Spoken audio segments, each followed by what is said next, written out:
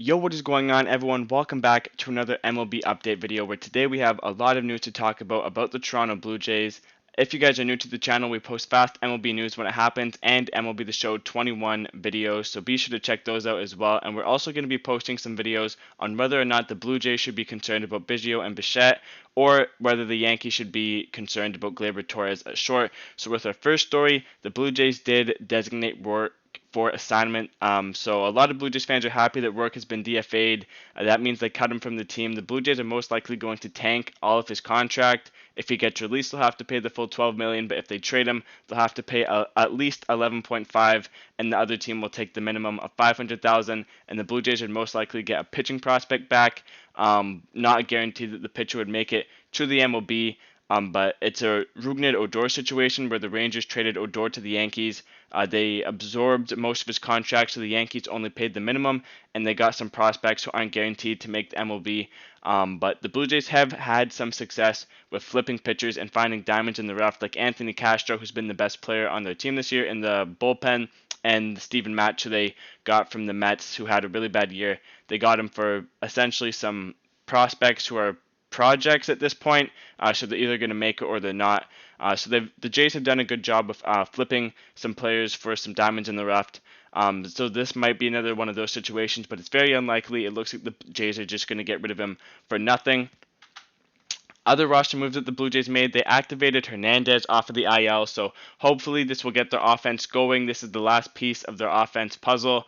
Their lineup is stretched out now. They got Springer, they got Hernandez back. They did option Davis down to AAA. It just didn't make sense to carry that many outfielders, so they want him to get some regular playing time down there, which is pretty good. They also optioned Rowdy Tellez, which was a bit surprising, but he wasn't playing that well. They optioned him to AAA because he wasn't going to get a lot of play time either with Hernandez on the roster. If they want to keep Grichuk in the lineup, they could just put Hernandez at DH and vice versa. So it wouldn't make sense to keep Tellez. And they also optioned Tellez so that they can keep Santiago Espinal on the team, who is a defensive upgrade over Bo Bichette or Kevin Biggio, wherever one of them needs a day off or something.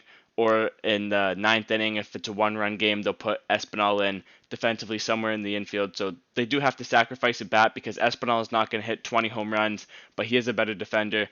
And then the Blue Jays also activated Nate Pearson off the IL, but he is going to start the season in the minors. So the Blue Jays rotation is essentially down to Matz and Ray right now because they got rid of Roark. Ryu is injured. He's going to miss at least one start, so he's going to be back by Oakland most likely. Pearson's going to join the team most likely in Houston.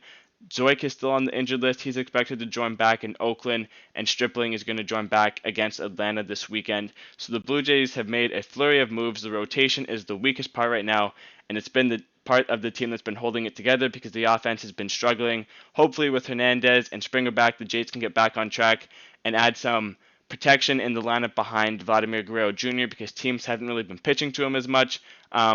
So, hopefully this makes their lineup better and the Blue Jays can get back on track because they are a fun team to watch when their team is at 100%. So right now they still deal with a lot of injuries on their pitching staff, but they're starting to get healthier day by day. Just to update, we have Nate Pearson starting off in AAA, but he's been activated, not injured anymore. Hernandez has been activated as well, but Davis has been optioned to AAA, and Tanner Roark has been DFA'd.